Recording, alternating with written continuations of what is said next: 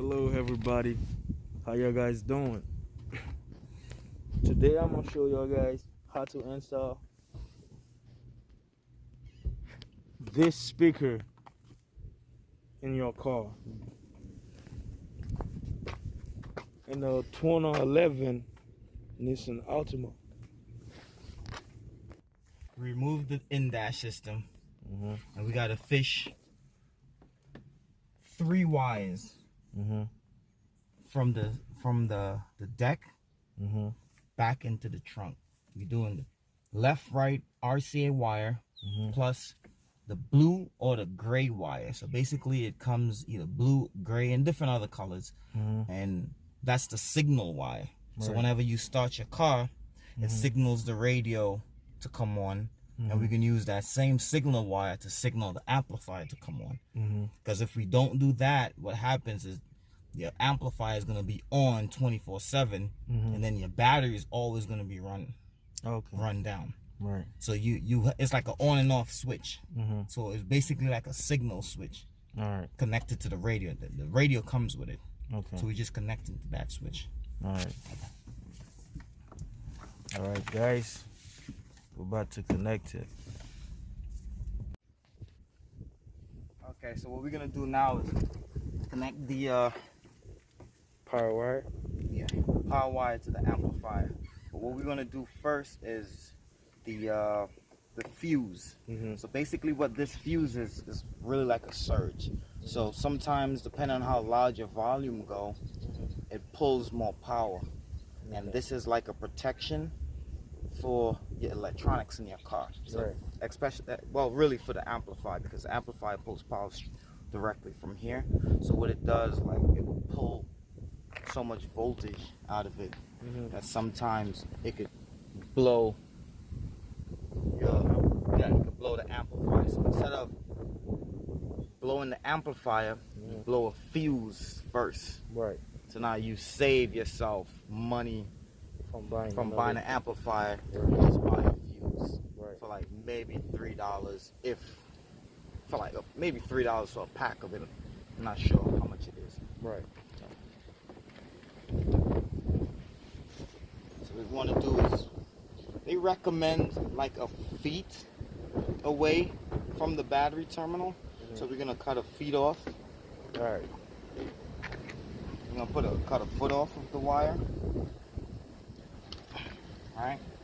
And what we want to do now is connect this wire to the battery. I have a foot of wire, fuse, and then this section is gonna come from here, and then go through all inside cabin of the car, and then come back to the amplifier. We're gonna get back to that on the video. So now we got the red line, which is gonna be going to the power of the amplifier. So what we did now was, like we said before in the video, we cut a foot of it. That's what they recommend. So this end is going to be connected to the battery. Then you have your fuse, just in case you get like a short, like low voltage. Sometimes it goes low voltage depending on how loud your system is. So it might draw voltage, and instead of blowing the amplifier, because it's getting low voltage, it will blow the fuse. Now you just open it up, screw this end out, and then basically screw them out. You pull the ends apart, and you replace the fuse inside, and you just put them back together. Right. It costs you like $3 for like 5 fuse. Right. So it's better than spending another $100 on the amplifier. Right. Okay, so basically what we did was we go through the firewall between there, all the wires, you can see the wires.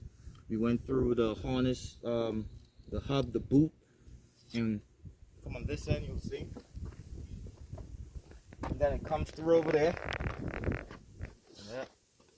And then basically what we're gonna do is hide all the wires under the trims of all the cars. We're just gonna remove the trims, tuck them in there, and then reinstall them. And and it's gonna go all the way Back into to the trunk. Back into the trunk. It's gonna pop over here, and we reconnect everything. So we're gonna get back to the video on that part, so you can see how it's done. Right. Stay tuned. So we back. So now that we have the battery wire, it's not connected to the battery just yet. We want to make sure we connect everything first, and before, because I don't want to connect it to the battery and it's touching wires, and so we want to make sure we connect that last. So basically, we got power wire to the amplifier. We got the remote wire to the amplifier. Remember the wire we connected behind the radio? I said it would be either blue, gray. That's different colors as well, but it would tell you on the radio. And if you look in the behind the radio, the remote wire is blue with a line of white in between. That's how you know it's the remote wire. So now we have power wire, remote wire. Next we're gonna do the ground wire. All right. Okay. So now we're gonna connect red wire to the battery, gray wire for the remote. If you look, you see it. That says right there. And then the black wire or the brown wire to the ground. Okay. So we're gonna come back with another video. All right. So this is the finished product. Power wire to the amplifier. Fuse back there, we put it in such a way it won't rattle when he hits a bump or whatever. It goes through the firewall of the car. And now exit out the firewall on this side. So what we did was we remove all the trims, hide all the wires. Same thing, it goes all the way to the back under the seats. Exit out through here. This is the finished product. So the only thing that we didn't show in the video previously is the ground wire. So basically we had to drill the ground wire. You could put it, as long as the ground wire touches the frame of the car, it's good, because that's the whole car is grounded. So basically the only thing is you just have to clean the paint off of the surface that you're gonna screw it onto.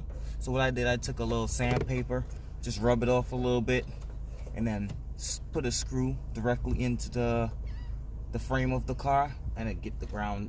The ground is set, and that's it. You just gotta put it on, and she had a finished product. That's it.